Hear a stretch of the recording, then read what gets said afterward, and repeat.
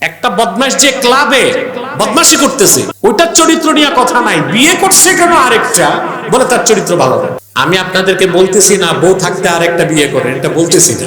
এটা নিয়ে আপনাদের ভুল মাসালা জানা আছে। আপনাদের দেশে মৌলবী সাহেবরা প্রচার করে 4 বিয়ে করার সুন্নাত, এটা কোন কিতাবে আছে? আছে না। আল্লাহ 4 বিয়ে অনুমোদন করছেন, অনুমতি আছে। আমি তো খুব মনে করি বাঙালির যে ফিটনেস একটাই তো চলে।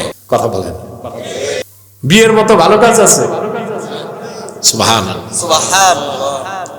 আল্লাহর কত বড় নেয়ামত, হালাল স্ত্রী। আহা, মানুষ বুঝে না, বুঝে না মানুষ। বাবা মারা, মা মারা গেছে, বাবা বিয়ে করতে চায়, বলে বুড়ার খাসলত নষ্ট। আস্তাগফিরুল্লাহ। একজন মানুষের টাকা আছে, পয়সা আছে, সে ইচ্ছে করলে একাধিক বিয়ে করতেই তো পারে। বলা ঠিক না। আপনাদের দেশে একটা আঞ্চলিক শব্দ আছে, ওইটা গ্যাচ্চর। একটা বদমাশ যে ক্লাবে বদমাশি করতেছে ওইটার চরিত্র নিয়ে কথা নাই, বিয়ে করছে কেন আরেকটা, বলে তার চরিত্র ভালো না।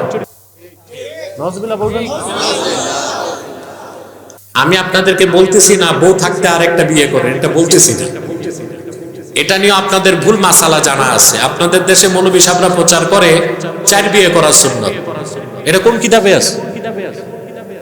আছে না। আল্লাহ 4 বিয়ে অনুমোদন করছেন। কি করছেন? অনুমতি আছে। فانكحوا ما طاب لكم من النساء مثنى وثلاث ورباع। তোমরা তোমাদের পছন্দের স্ত্রীদেরকে বিয়ে করো 2, 3 বা 4টা। وإن خفتم ألا تعدلوا فواحدة। আর যদি একাধিক স্ত্রীর মধ্যে সুষম বন্টন, জাস্টিস, ন্যায় বিচার করতে না পারো, তাহলে একটা। কয়টা? আমি তো খুব মনে করি বাঙালির যে ফিটনেস একটাই তো চলে। কথা বলেন ঠিক না? আর যদি আপনার সাধ্য থাকে, সাধ থাকে, করবেন 2টা। ইনসাফ করতে হবে। কি করতে হবে? পারবেন ইনসাফ করতে? জি না। ইনসাফ করতে পারলে 2টা করবেন, 3টা করবেন, 4টা করবেন। তার মানে আপনার 2টা বাড়ি লাগবে। 3টা করলে 3টা বাড়ি, গাড়ি লাগলে 3টা গাড়ি, 4টা থাকলে 4টা বাড়ি। মাওলানা আশরাফ আলী থানভী রহমতুল্লাহর ইতিহাস জানা যায়, উনি 2 বিয়ে করছিলেন। এখন এই 2 বউয়ের মধ্যে শুধু ঝগড়া হয়েছে। পরে তিনি বড় স্ত্রীকে বললেন, তাহলে কি আমি ছোট স্ত্রীকে ছেড়ে দিব? বলে যে না, বিয়ে যখন করেই ফেলেছেন থাক না। উদারতা।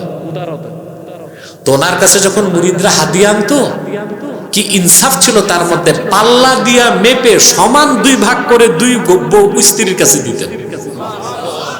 একটা তরমুজ আসলে 2 টুকরা করতেন, পাল্লায় মেপে 2 স্ত্রীকে দিতেন। আপনি এটা পারবেন?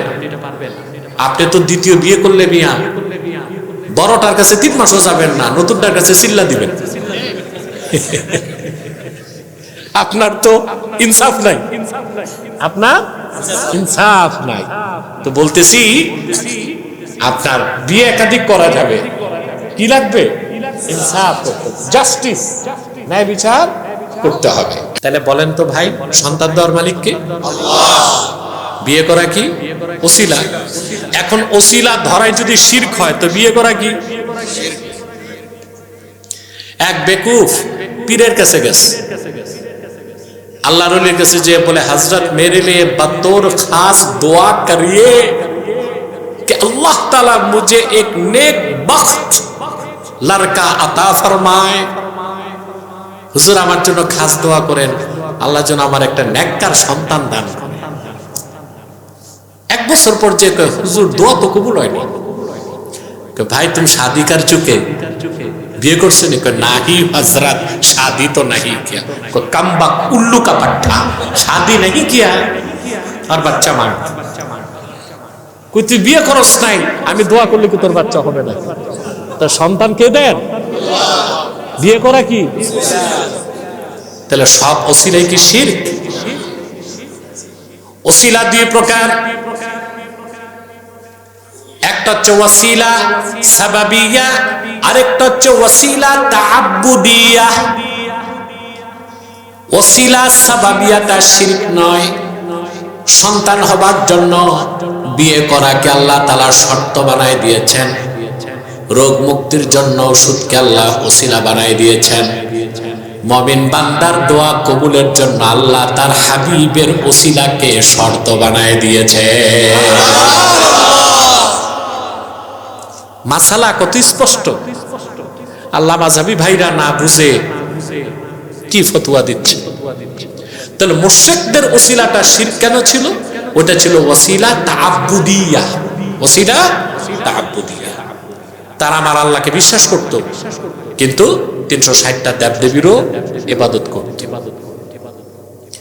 রাসূল করিম সাল্লাল্লাহু আলাইহি সাল্লাম বদর প্রান্তরে যখন যুদ্ধের জন্য রওনা হলেন, কুরাইশদের নেতৃত্ব দিয়ে আবু জেহেল প্রায় 950 থেকে 1000 সৈন্য নিয়ে বদরে যাবে। আবু জেহেল খুব নেতা হিসেবে ছিল, ব্যক্তি হিসেবে কুখ্যাত, নেতা ছিল বিচক্ষণ। ও বুঝতে পেরেছিল বদর যুদ্ধে চূড়ান্ত ফয়সালা হবে, ইসলাম থাকবে না পৌত্তলিকতা থাকবে। সোজা সে কাবা ঘরে চলে গেছে। কাবা ঘরে যে 360টা দেবদেবীর কাছে আর যায় না। ও তো জানি এগুলো বেহুদা, এগুলো কি কাবার চত্বরে আল্লাহর কাছে হাত পেতে দিছে। দোয়াতে সে বলতে লাগলো, আল্লাহুম্মা ইন কানা হাযা হুয়াল হক মিন ইনদিক ফাআমতির আলাইনা হিজারাতাম মিনাস সামাই আও ইতিনা বিআযাবিন আলীম। আল্লাহ রাব্বুল আলামিন, যদি মুহাম্মদ সাল্লাল্লাহু আলাইহি ওয়াসাল্লাম তোমার পক্ষ থেকে হক হয়ে থাকেন, ইসলাম যদি হক হয়ে থাকে, নিঃসন্দেহে আল্লাহ যেমন হক, আল্লাহর হাবিব মুহাম্মদ সাল্লাল্লাহু আলাইহি সাল্লাম ওই রকম হক, ইসলাম ওই রকম হক। ফাআমতির আলাইনা হিজারাতাম মিনাস সামা, তাহলে আমাদের উপর তুমি আকাশ থেকে পাথর বর্ষণ করো, কিংবা আমাদের জন্য কঠিন শাস্তির ব্যবস্থা আনো। বদদোয়া যে করছে তার উপর যাবে না, কথা বলে না, বিপক্ষে বদদোয়া করছে তার। আর আল্লাহ তো আগে সিদ্ধান্ত নিয়ে রাখছেন। আমি কি বুঝাতে চাইলাম? আবু জেহেল আল্লাহকে বিশ্বাস করত, আবু লাহাব একটা জিনিস বিশ্বাস করত না, আল্লাহ এক, আল্লাহর জাত ও সিফাতে কারো শরীক নাই। এই তাওহীদকে তারা বিশ্বাস করে না। আমার ভাইরা, আল্লাহর আখিরি নবী নূর নবীজি মুহাম্মদ মুস্তাফা সাল্লাল্লাহু আলাইহি ওয়াসাল্লাম শুরু অবস্থায় 3 বছর গোপনে দ্বীনের দাওয়াত দিলেন। কয় বছর? গোপনে দ্বীনের দাওয়াত শুনে মুসলমান হয়ে গেলেন শুরুতেই মা খাদিজা, নারীদের মধ্যে হযরত খাদিজা, যুবকদের মধ্যে আবু বকর, বালকদের মধ্যে মাওলা আলী, তারপরে আম্মার, ইয়াসের, সুমাইয়া। এইভাবে 40 জন কুরাইশদের কলিজার টুকরা ঈমানের মুসলমান হয়ে গেছে। আল্লাহ ঘোষণা করলেন, وأنذر عشيرتك الأقربين। হাবিব, আর গোপনে না, এবার নিকটের লোকগুলোকে ডেকে সতর্ক করুন। রাসূল করিম সাল্লাল্লাহু আলাইহি ওয়াসাল্লাম হযরত বেলালকে বললেন, বেলাল, কিংবা হযরত আলী, যে কোনো একজনকে বললেন, যাও মক্কা মুকাররমার ঘরে ঘরে আমার পক্ষ থেকে পায়গাম পৌঁছায় দাও, আমি তাদের উদ্দেশ্যে কিছু বলবো, ওরা যেন সাফা পাহাড়ের কাছে চলে আসে। তখন আল্লাহর হাবিবের সাথে কুরাইশ নেতাদের কোনো দ্বন্দ্ব হয় নাই। কুরাইশদের সমস্ত নেতারা আবাল বৃদ্ধ বনিতা চলে আসলো সাফা পাহাড়ের নিম্ন দেশে। সেখানে আবু জাহেল, উতবা, সাইবা, মুগীরা, আবুল বখতারি, কাফেরদের 7 শীর্ষ নেতা উপস্থিত ছিল। কয়জন? কাফেরদের একটা পার্লামেন্ট ছিল, দারুন নাদওয়া। পার্লামেন্ট সদস্য ছিল 7 জন। স্পিকার হইতো আবু জাহেলে। কে হইতো?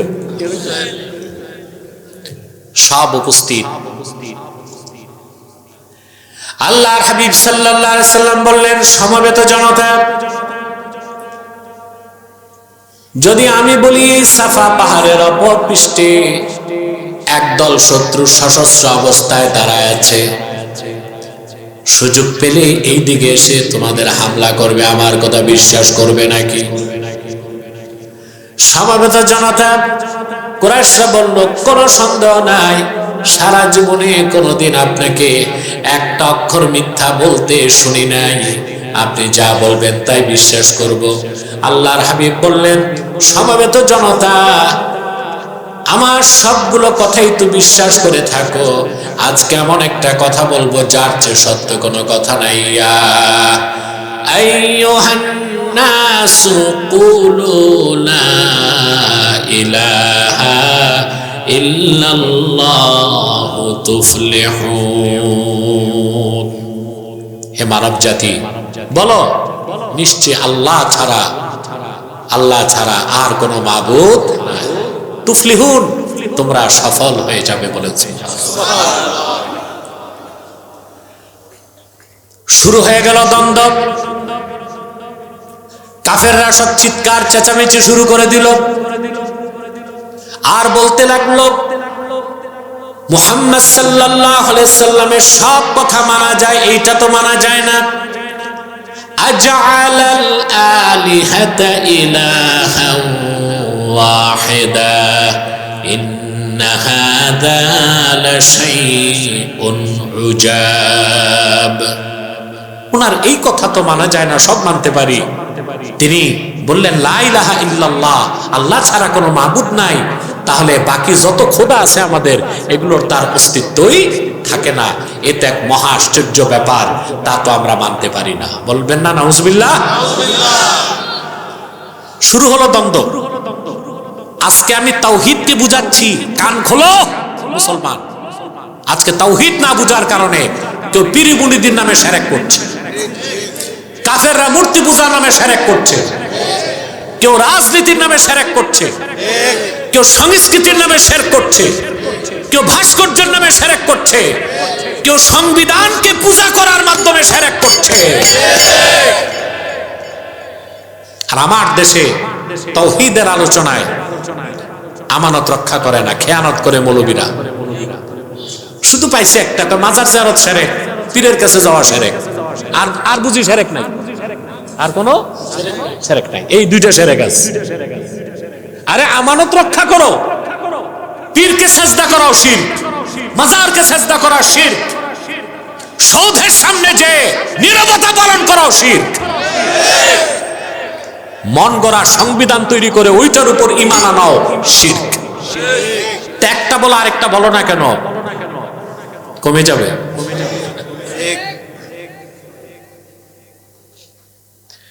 আমার ভাইরা, রাসূল করিম সাল্লাল্লাহু আলাইহি ওয়াসাল্লামের বিরুদ্ধে কাফেররা দাঁড়ায় গেল।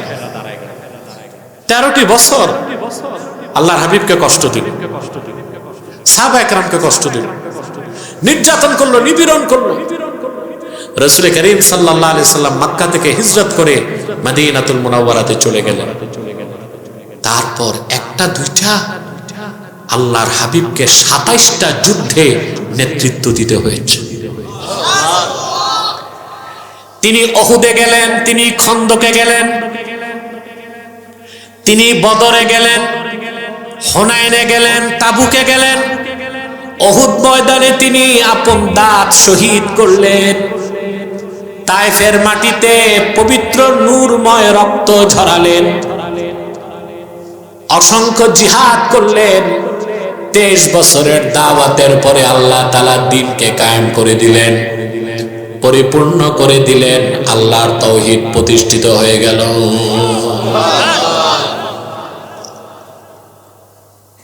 রাসূলুল্লাহর পক্ষ থেকে, আল্লাহর পক্ষ থেকে কাফেরদেরকে কত চ্যালেঞ্জ করা হয়েছে। ওরা শুধু তাওহীদ মানতো না, আর তাওহীদকে মানবে না বলে ওহীকেও মানতো না, রাসূলুল্লাহর রিসালাতকে বিশ্বাস করতো না। দেখেন, আল্লাহর তাওহীদের বিপক্ষে ওদের কাছে একটা দলিলও ছিল না। ছিল? ওরা যখন তাওহীদ মানে নাই, রাসূলুল্লাহর রিসালাত মানে নাই, কোরআনকে মানে নাই, ওহীকে মানে নাই, আল্লাহর পক্ষ থেকে চ্যালেঞ্জ দেওয়া হলো, قل لئن اجتمعت الإنس والجن على أن يأتوا بمثل هذا القرآن لا يأتون بمثله ولو كان بعضهم لبعض زهيرا। আল্লাহ যে সাক্ষ্য কে দিয়েছেন? সাক্ষ্য দিয়েছেন আল্লাহর হাবিব, সাক্ষ্য দিয়েছেন পূর্বের লক্ষাধিক নবী রাসূল। এই সব কথার প্রমাণ আছে কই? তো ওরা যদি শুধু কোরআনকে মেনে নিত তাহলে তো পুরো ঈমান চলে আসতো। এজন্য আল্লাহ প্রথম চ্যালেঞ্জ দিয়েছেন যে আগে কোরআন মানো। কি মানো? ওরা মানতে চায় নাই। আল্লাহ বলেন, ঠিক আছে মুহাম্মদ সাল্লাল্লাহু আলাইহি ওয়াসাল্লাম আপনি বলুন, সব জিন আর সব মানুষ এক হয়ে